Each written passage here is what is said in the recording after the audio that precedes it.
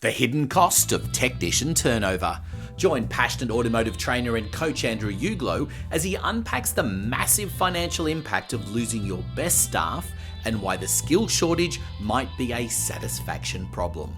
In this episode, you'll learn why staff turnover is the most expensive event in your workshop and how to measure the true cost of losing a foreman or service manager.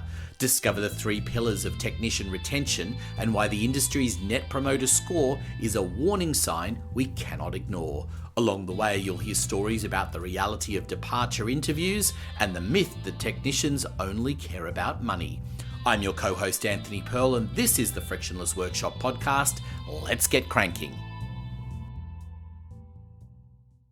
So tell me, Andrew, you've spent a lot of time talking to a lot of workshops at all levels of people.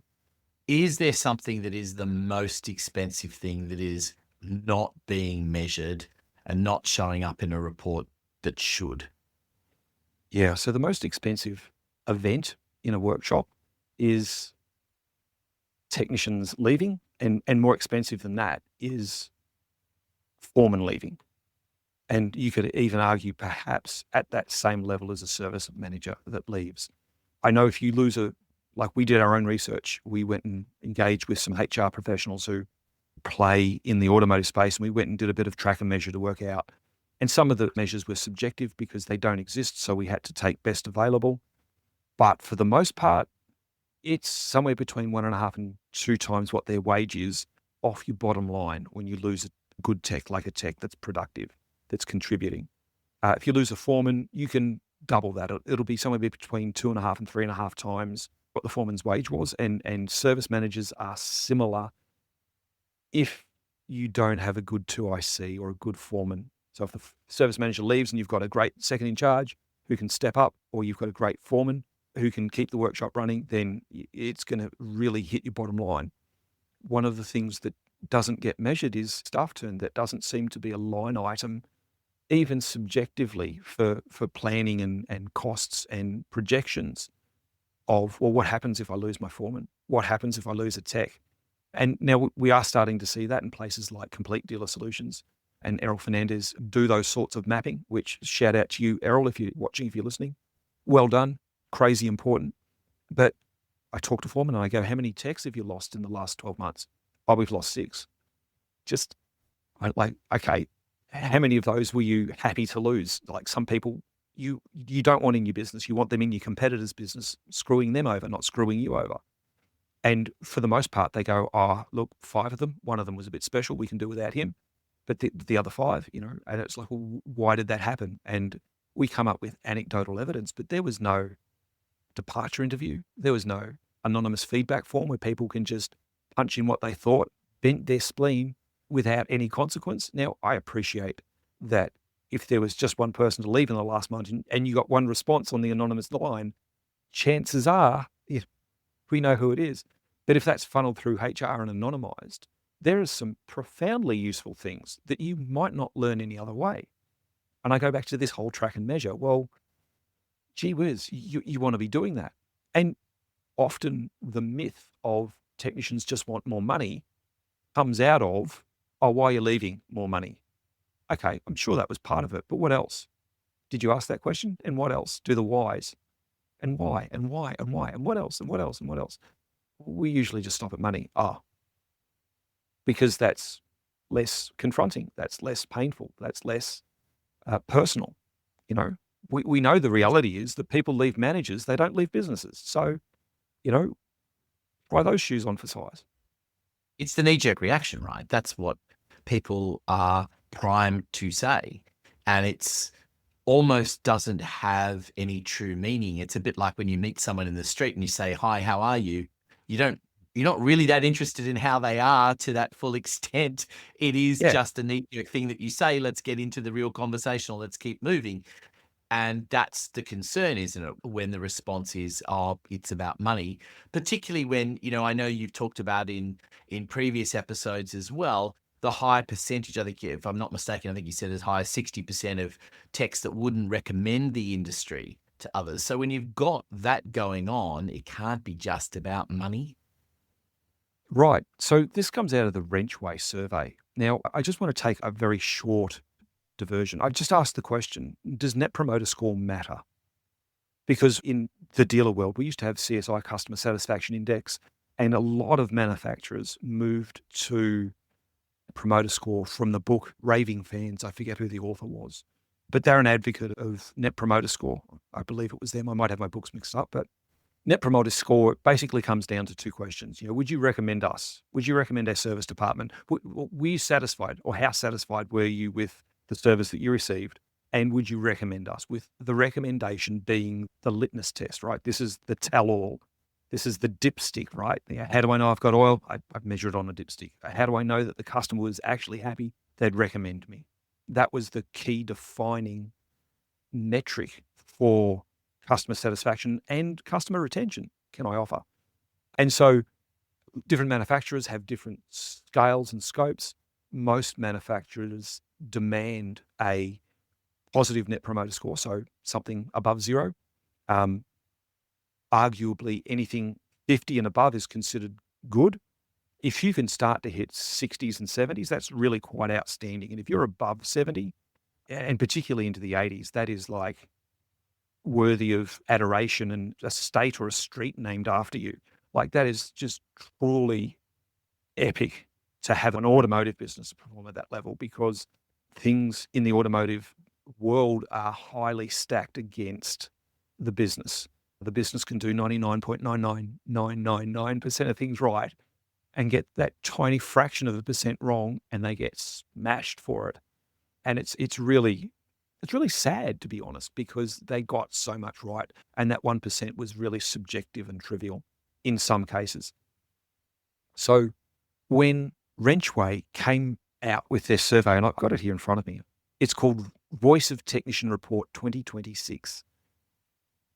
And they asked the Net Promoter Score question for technicians. And they said, on a scale of 1 to 10, how likely are you to recommend the technician profession to a friend? Now, if you're not sitting down, can I recommend that you sit down? Because I was shocked, like genuinely blown away at this. In 2024, so 2 years ago, in 2024, the Net Promoter Score was minus 24. Now, this is US based, and there's some elements in the US that don't cross over to Australia, so I appreciate that.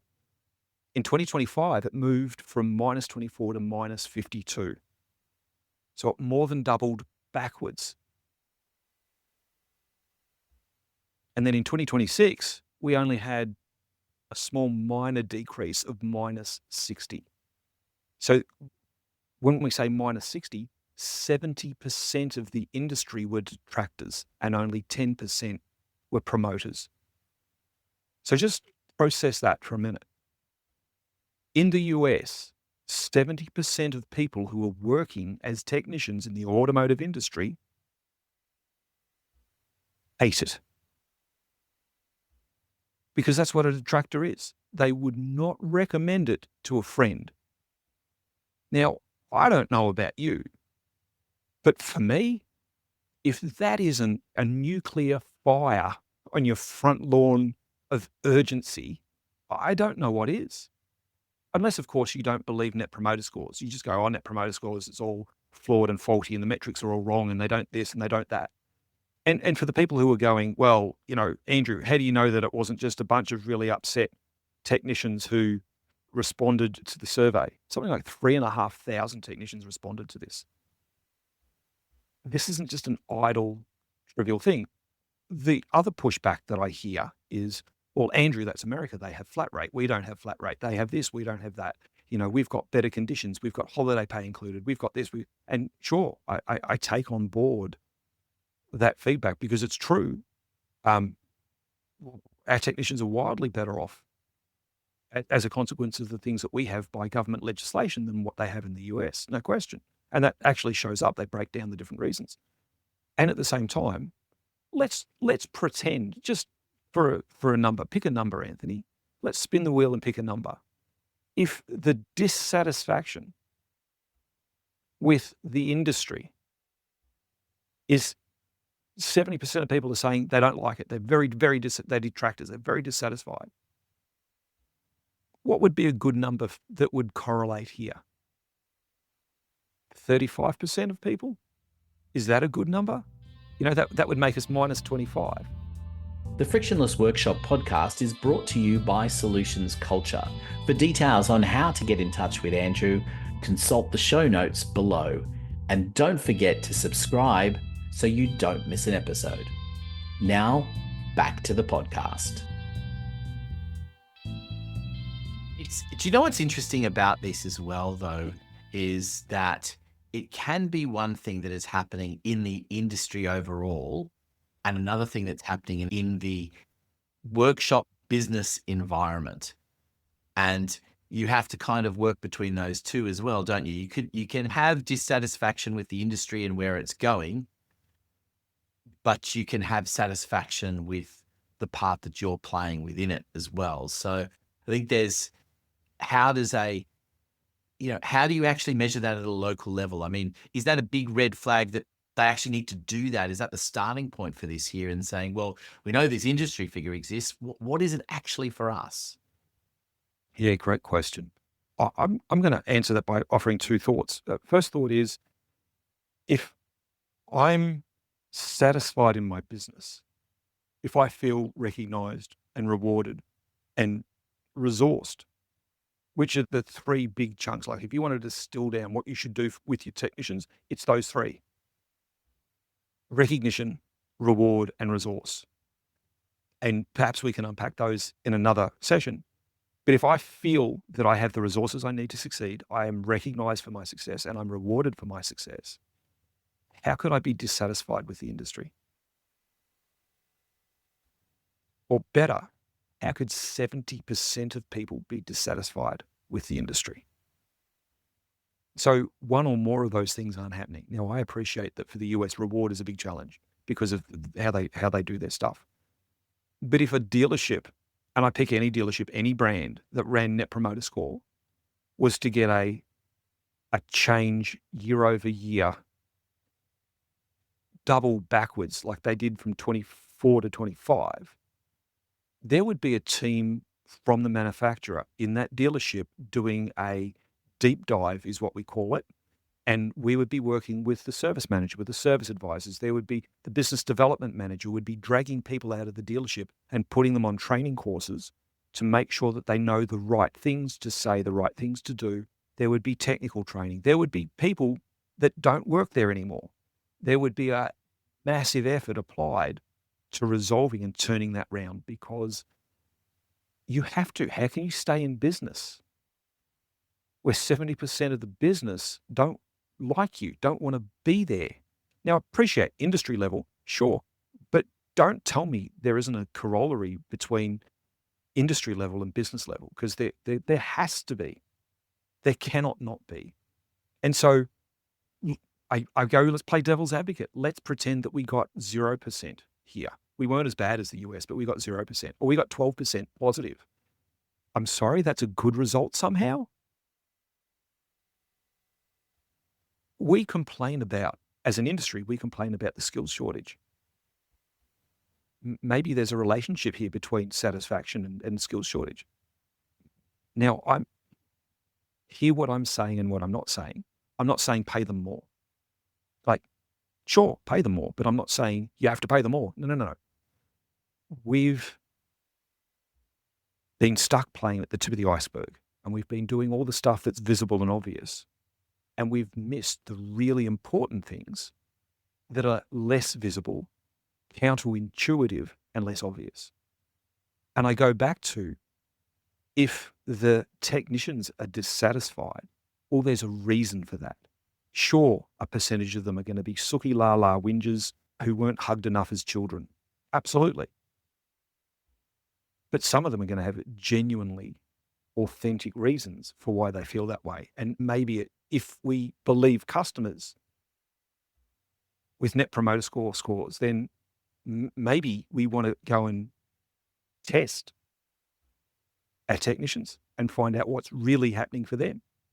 Because if they were satisfied, I doubt we'd have the skill shortage that we do. Well, that's all we have time for in this episode, but if you realise today that there's a direct relationship between technician satisfaction and the skill shortage, it's time to start measuring staff satisfaction with the same rigour you use for your customers. And to help you put these ideas into gear, we've put together a dedicated workbook that includes a breakdown of today's episode and specific activities to help you identify if your workshop is truly retention worthy. You can download your copy right now via the link in our show notes. Make sure you check out the show notes as well for contact information for Andrew and his team at Solutions Culture to help you strengthen your leadership. In our next episode, Andrew will explore the CAMPS ecosystem, the customers, advisors, managers, parts, and sales teams that act as time vampires for your foreman. We'll explain why your foreman is getting pushed off their mark by constant urgency and how service managers can help mitigate this systematic burnout.